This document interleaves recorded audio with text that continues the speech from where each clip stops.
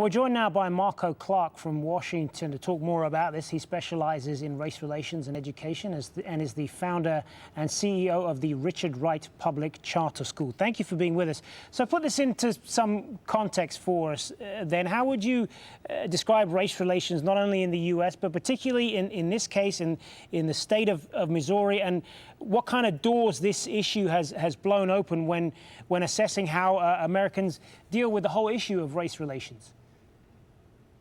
Well, first, I'm excited. I'm excited for those players. I'm glad someone took a stance and decided that they were going to go against the university. I think there are so many athletes across the country that should do the same thing at all of these universities because, honestly, they're just farm animals making money for the university. And so to think that they would not take the opportunity to actually talk with them and really address those areas around racism on that campus is ludicrous to me. So I'm excited about what has happened with them. I also think that it's deeper than what we're seeing here. The president resigned the other day amid those allegations and what was said to, with them deciding that they would not take the field.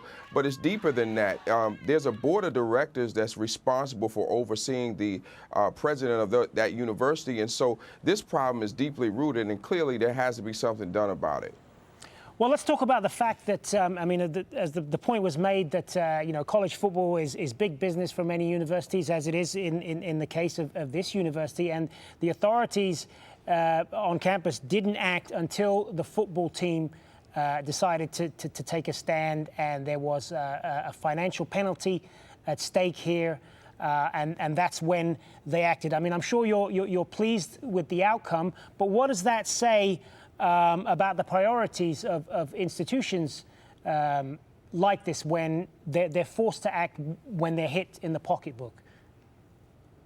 Well, it doesn't say very much about the integrity of the university to know that the only reason that you're going to talk or address an issue is because it hits you in your pocket. There's a financial issue that goes along with it, so now you decide you're going to talk.